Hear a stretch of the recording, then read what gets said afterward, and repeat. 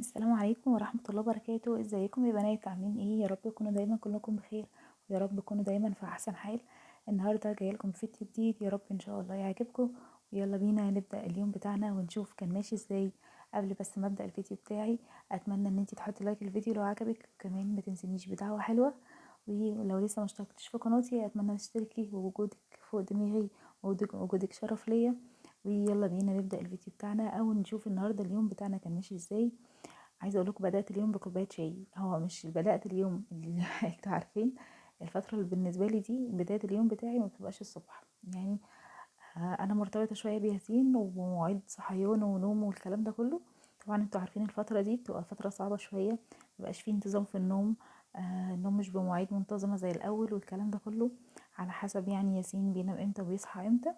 وكمان بحاول زي معظم الامهات اللي ما عندهم اطفال لسه صغيرين، يعني لسه رضع، بيناموا على حسب او بيظبطوا حالهم، او اليوم بتاعهم بيبقى ماشي على حسب الطفل امتى بينام وامتى بيصحى وكده. عايزه اقول لكم بقى ان الفتره دي هو بينام طول الليل وبيصحى بالنهار، علشان كده انا بحاول استغل على قد ما اقدر، يعني بحاول انام شويه ارتاح. ومش بنام طول ما هو نايم، لا طبعا، لان لو نمت طول ما هو نايم انا مش هعمل حاجه، خصوصا ان ياسين اتعود على الشيل، ودايما انا شايلاه وواقفه بيه والكلام ده كله، فبحاول استغل على قد ما اقدر كده، واقسم شغل البيت وهو نايم.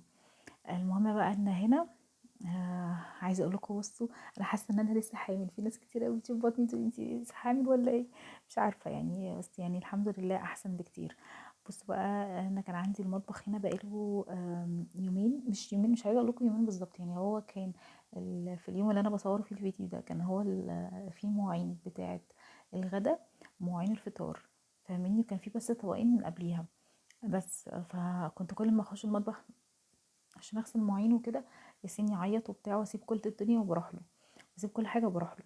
فالمهم بقى ان في اليوم ده انا اصلا بقى لي كام يوم ابراهيم كان نفسه ياكل اكله حلوه، نفسه ياكل محشي، بقاله كتير قوي ما اكلهوش. من قبل ما اولد بكذا شهر كنت تعبانه، وما كانش فيه كرنب كويس في السوق والكلام ده كله. ف كان عايز ياكل محشي جدا، فبصراحه كان وحش ان هو ياكل محشي، والجو بالذات بقى الفتره دي شتاء صعب، الجو ساقع وكده. فقال لي بقى عايزين ايه، اعمل لنا كده محشي لما تبقي قادره. فبصراحه انا كمان كنت عايزه اكل حاجه كده سخنه وبتاع، فقررنا ان احنا نعمله النهارده. بس طبعا في بدايه الفيديو او في بدايه الوقت بتاعي، حبيت ان انا بس اشطب المواعين الاول، عشان انتوا عارفين المحشي والحاجات دي كلها بتاخد كركبه وبتعمل مواعين. عايزه اقول لكم بقى ان انا يعني قررت ان انا اعمله على يومين. قلت خلاص، ما دام كده كده احنا خلاص اتغدينا وكده، واحنا عندي هنا المحلات حواليا بتبيع، بتفضل شغاله لحد بالليل. فابراهيم جاب لي الحاجه بصراحه، يعني هو اللي جابها لي، فجاب لي كرنبايه وجاب لي الخضار والحاجات دي كلها. فقلت خليني بقى خلاص، ما دام كده كده هو جاب الحاجه، خليني ابدا بقى، ما دام ياسين نايم ابدا فيه من دلوقتي، بحيث ان انا بكره ان شاء الله على الغدا يبقى جاهز في وقت الغدا. المهم بقى، عايزه اقول لكم حاجه عني، ان انا بالذات لما بكون بعمل اكل والاكل ده بياخد وقت وكده، وعايزه اعمله بمزاج، لازم اشطب المطبخ الاول. فالمواعين بقى زي ما انتوا شايفين، يعني المطبخ كان فيه مواعين كتير. فاستعنت بالله كده وعملت لي كوبايه شاي في الاول.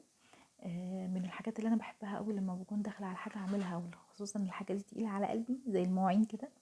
يعني انا ممكن اروق، اديني شقه اروقها، وامسح وارتب واطبق هدوم وانشر غسيل، حتى السجاد، بس المواعين تقيله، اتقل حاجه على قلبي بجد. فلما بيكون عندي مواعين كتير كده، او المطبخ محتاج شغل يعني، او واقفه اقف شويه، بعمل حاجه كده سخنه، بعمل شويه شاي نسكافيه، اشرب اي حاجه كده تديني شويه طاقه كده، تديني شويه حماس. فاهمين قصدي؟ فعملت لي كوبايه شاي كده بالنعناع، وعملت كمان لحماتي عشان حماتي عندي الفتره دي، فعملت لها برضه كوبايه شاي وخرجتها لها. وسميت بالله كده واستعنت بالله، وبدات في المطبخ بتاعي. عايزه اقول لكم ان انا مصوره لكم المقطع، يعني هو المفروض ان انتوا شايفين المقطع على بعضه، بس ياسين باشا كل شويه يزن، اروح له وارجع اكمل، اروح له وارجع اكمل. بقيت وانا واقفه بغسل المواعين كده بقول سبحان الله، يعني الواحد كان ممكن يعمل المطبخ ده يخلصه في ربع ساعه، نص ساعه بالكتير. عايزه اقول له خد معايا تقريبا ساعه ونص، لاني كل شويه اسيبه وارجع اروح وارجع اسيبه وارجع، يعني وهكذا. فاهمني؟ المهم بقى ايه، هتقولي طب انت هتعملي محشي وتقولي طب كنت انا كده لما بعمل بالذات المحشي، السمك، الوصفات من الحاجات اللي انا بحبها لما باجي اعملها. بحب قوي ان انا انضف المطبخ، والمطبخ ما يبقاش فيه اي حاجه، يكون مترتب جدا والرخامه فاضيه، وخصوصا البوتاجاز والحوض. لما بيكون الحوض فاضي مفيهوش اي مواعين نهائي، والرخامه فاضيه والبوتاجاز بيلمع كده ومتنضف، عايزه اقول لكم بيفتح نفسي على الحاجه اللي انا بعملها جدا. بعمل الحاجه كده وانا مرتاحه، عيني مرتاحه وبنفسي كده راضيه، فاهماني؟ بعمل الحاجه كده وانا مبسوطه، وبتكات بقى وحركات وبنفس، فاهمين؟ بصوا بقى المطبخ كان خليته ما شاء الله زي الفل. بدأت بقى أول ما جاب لي بقى الحاجة، دخلت كده استعنت بالله وسميت بالله، وبدأت بقى ان انا ايه اجهز. قلت هخليني اجهز على قد ما اقدر، يعني اللي انا هقدر اعمله دلوقتي هعمله، او حتى لو ياسين كان صحي في اي وقت، فساعتها قررت حتى لو صحي في اي وقت فخلاص انا كده كده المحشي ده بتاع تاني يوم، فخليني اعمل اللي انا هقدر عليه. او الحق يعني انجز حاجه قبل ما يصحى وكده. المهم بقى هنا ابراهيم جاب لي كرنبايه حلوه. بصراحه كانت الكرنبايه تفتح النفس اصلا، كانت صبحه ولونها حلو وصبحه كده، وورقها يعني ورقها حلو كده صبح، فما كانتش بقى دبلانه والكلام ده كله. تعالوا بقى انا اوريكم الخلطه بتاعه المحشي بتاعتي او طريقتي في المحشي. عايزه اقول لكم بجد، انا بقالي 9 سنين متجوزه. انا من الناس اللي ما كنتش بعرف اعمل محشي نهائي، وقلت الكلام ده قبل كده في فيديو فات. كنت فاشله فشل ذريع، يعني كنت انا اخر واحده تاكلوا منها محشي، سواء في التسويه او في الطعم او في الشكل او في الريحه. كان حاجه كده ما تعرفلاش معنى. بس دلوقتي حرفيا بعمل محشي تحفه. يعني ابراهيم جوزي بيقول لي سبحان الله، يعني هو ده انت نفس الشخص اللي عمل محشي زمان هو اللي بيعمل محشي دلوقتي. دلوقتي تاخدوا مني محشي لون وطعم وريحه وريحته تقلب الدنيا، وسواه مظبوط ومفلفل. بجد الطريقه دي بتاعتي هتعجبكم قوي. بصراحه هي طريقه ماما، طريقه مامتي يعني والدتي. بجد كان في كام تكايه كده قالت لي عليهم، فمن ساعه ما بقيت اعملهم وبصراحه وبقى يطلع بجد تحفه. بصوا بقى، اول حاجه الكرنبايه. انا لما باجي اجيب الكرنبايه مش بقطع الورق وبعد كده اسلقه، لا. انا كده كده عشان احنا 3 افراد بس، فبنجيب كرنبايه وسط او صغيره، ما بنجيبش حاجه كبيره، لان انا ما بحبش المحشي يبات كذا يوم في البيت، او يكذب كذا يوم. فاول حاجه عملتها، جبت الحله، اكبر حله عندي، حطيت فيها ميه وسبتها تغلي على النار، وجبت الكرنبايه بتاعتي، شلت منها الراس بتاعتها. وانا بشيل الراس احاول على قد ما اقدر ان انا لما اشيل الراس اشيلها كامله، علشان الورق بتاعي ما يبقاش لازق في بعضه. وهوريكم دلوقتي الخطوه اللي بعد كده هنعمل ايه. جبت طبعا خضره المحشي يا بنات، كزبره. اول حاجه كزبره وشبت وبقدونس. يعني لو عندك كزبره وعندك شبت تقدري تعملي محشي، لو ما عندكيش الكزبره لا، انسي ما تعمليش محشي. الكزبره اساسي. تمام. هنا بقى كان كمان جاب لي نص كيلو كوسه، بس انا كده طلبت منه نص كيلو كوسه وربع فلفل. قلت اعمل حله برضه صغيره كده، لان انا بحب الكوسه جدا، وقدام ابني كمان. بس ابراهيم مش بياكلها، فقلت نص كيلو كفايه علشان ما يباتش برضه ايه معانا، لان انا مش من الناس اللي ما بحبش الاكل البايت، فاهماني؟ ما بحبش اعمل الاكل يقعد يوم واتنين والكلام ده كله، بعمل يوم بيوم. فالمهم بقى ايه، فجاب لي كده البتنجان والفلفل زي ما انتم شايفين. المهم بقى زي ما قلت لكم، حطيت الميه على النار وسبت الكرنبايه، او شلت الراس بتاعتها. واول ما الميه تغلي هنشوف هنعمل ايه بعد كده. جبت هنا الكوسه، ابتديت ان انا اقور فيها. عايزه اقول لكم ان انا ما بقورش الكوسه قوي، بسيب فيها شويه عشان بيبقى طعمها مسكر. فالكوسه غير البتنجان، لما تيجوا تقوروا الكوسه جربوا كده ان انتوا تسيبوا فيها لحم شويه، يعني ما تقورهاش قوي وتخلوها رقيقه، لا خلوها كده ماسكه نفسها سميكه كده، هتبقى طعمها حلو جدا ومسكره. تمام. وبقشرها بقى بالسن بتاع المقور كده، بيديها شكل حلو. هنا بقى كنت يعني قلت وانا واقفه كده عقبال ما الميه تغلي، خليني ايه ابدا اعمل الكوسه والفلفل. بصوا انا في الميه بتاعه المحشي بحط كمون وملح زي القرنبيط بالظبط. يعني القرنبيط والكرنب من الحاجات اللي لازم احط لها كمون، علشان بس الالياف بتاعته او الحاجات اللي بتعمل غازات والكلام ده. المهم بقى الايه، الكرنبايه كانت الحمد لله على قد الحله. فاول حاجه نزلت بالكرنبايه ناحيه الراس، علشان بس الراس تشرب من الميه المغليه، علشان الورق بتاعي يتفكك معايا بسهوله. بعد كده قلبت الكرنبايه زي ما انتوا شايفين، وخليت الراس هي اللي على الوش، الناحيه بتاعه الراس يعني، علشان ايه؟ يبقى سهل معايا. بصوا مجرد ما الكرنبايه بتنزل مجرد ما الكرنبايه بتنزل في الحله والميه السخنه، هتلاقيها على طول بتتشال معاكي بسهوله. مجرد ما بتمسكيها بالماسك او بشوكه او بمعلقه، تفكي ورقه ورقه، هتلاقيها بتطلع معاكي بكل سهوله. بصوا يا بنات، آه ما تخليش الكرنب يغلي معاكي قوي، يعني ما تخلوش كتير على النار، هو مجرد 30 ثانيه 40 ثانيه بالكتير. ليه؟ لان هو كده كده لسه هيكمل السوا بتاعه، لانك هتحطي طبقات فوق بعضه. انتي هتحطي الورق فوق بعضه والورق سخن، فحتى لو لسه ما استواش كويس هيكمل سواه بعيد. لو حاسه ان الورق استوى منك قوي في الحله وانتي بتسلقيه، يبقى تحضري ميه ساقعه جنبك وتحطيه على طول من الميه السخنه للميه الساقعه، علشان ما يفضلش السخونه تسوي الورق والورق يتهري. عايزه اقول لكم وانا بمنتج دلوقتي بحط لكم الفويس اوفر على الموبايل على الفيديو، ياسين صحي. هشوف وارجع اكمل بقى بقيه مونتاج الفيديو. ففهمتوا قصدي في الحته دي؟ عشان انا من الحته دي من الحاجات اللي كنت بقع فيها جدا في المحشي، كنت بسلق الكرنب لحد ما احس ان الورق انهرى، وما كنتش بحطه في ميه بارده ولا حاجه. فدلوقتي ما بقتش بطول عليه، مجرد ما بنزل بالكرنب في الميه والميه سخنه بتغلي، اطلعه واحطه فوق بعضه فوق بعضه وهو سخن، وبسيبه بيكمل هو سواه من الحراره او السخونيه اللي كانت في الورق. لو حاسه زي ما قلت لك ان هو انهرى منك او سويتيه سوا كامل في الحله، يبقى تحضري جنبك طبق فيه ميه ساقعه وتنزلي بيه في الورق على طول. تمام. سبت بقى الكرنب هنا، وابتديت بقى ان انا اجيب ايه؟ طماطم. طماطم لازم تكون حمرا يا بنات. لو الطماطم اللي انتي شارياها او الطماطم اللي عندك مش حمرا كفايه، ممكن تحطي بنجر او تحطي معجون طماطم. انا كان عندي بنجر، برغم ان الطماطم كانت حمرا جدا وكانت بصراحه حلوه، بس لا، حطيت برضو بنجر عشان بيعزز من اللون الاحمر، وبالمره يعني برضو بيدي طعم حلو ومسكر كده، تسكيره حلوه ومفيد. فجبت هنا بقى ايه؟ صلصه طماطم. عملت تقريب. بصوا الكرنبايه دي وسط، هي مش صغيره قوي مش كرنبايه كبيره، وسط. خدت معايا حوالي كيلو وربع او كيلو ونص طماطم. تمام. فنزلت بقى هنا في الحله في الاول. انا بعمل المحشي الكرنب يا بنات بالزيت. بيطلع مفلفل ويطلع طعمه حلو. لو انت عايزه تحطي معلقه سمنه بلدي او نص معلقه سمنه بلدي مفيش مشكله. انا حبيته، انا بحبه بالزيت بس.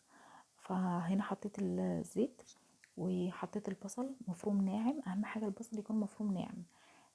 وحطيت البصل، ابتدى بس ان هو يغير لونه. انا ما بحبش البصل ياخد لون، مجرد بس ما يغير لونه او البصلايه تدبل خالص، بنزل بالبصل بالطماطم بتاعتي. تمام. بعد كده بقى نزلت التوابل بقى عباره عن ايه؟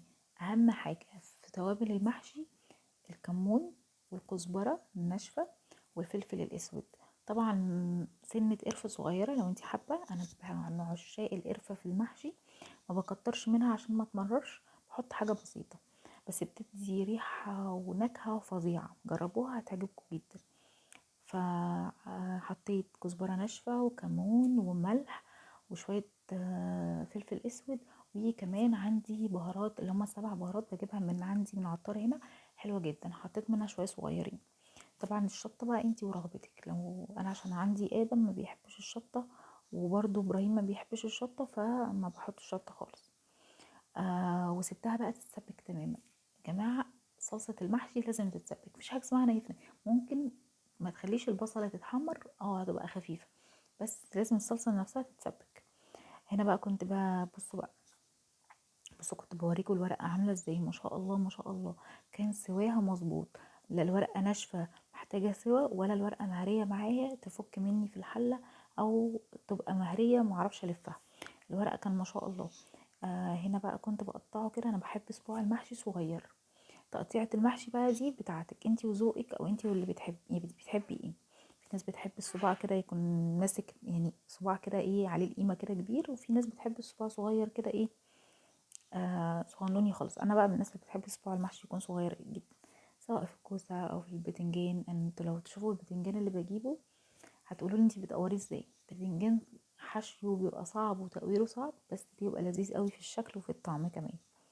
هنا بقى كنت بقطع بشيل العرش بتاع الكرنبايه الورقه وبلفها، وبعد كده بقى بقطعها زي ما انتوا شايفين. انا بحب اجهز كل حاجه وبعد كده ابدا الف. عايزه اقول لكم وماما بتقطع وهي شغاله، يعني لو ساعات بتقطع وهي شغاله كده، وفي ناس كتير قوي كده ما بتقطعش وتحضر، لا طول ما هي شغاله كده بتفضل تقطع ورقه ورقه وتلف، تقطع ورقه وتلف. المهم بقى هنا انا كنت صفيت الخضره. عايزه اقول لكم ان حاجه نسيت اقول لكم عليها.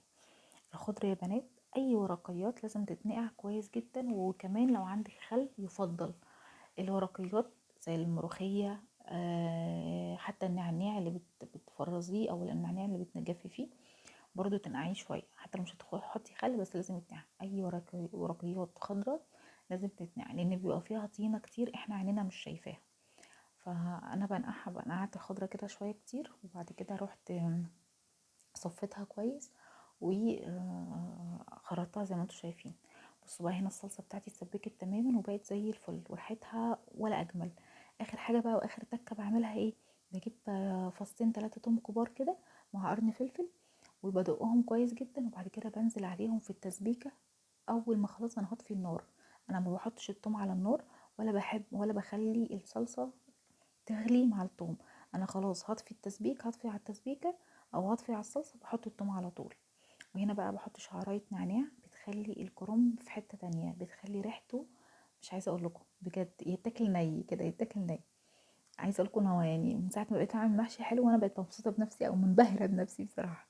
انا بقى كان معايا كيلو رز غسلته كويس جدا وسيبته يصفي لحد ما بصوا بقى ناشف. قلبتهم مع بعض كده الصلصه مع الرز. عايزه اقول لكم انا ما بنزلش بالخضره في الاول، لان الخضره لو نزلت بيها مع الصلصه اولا بتسود، ريحتها بتروح، طعمها بيروح وبتدبل وشكلها ما بيبانش في التسبيكه.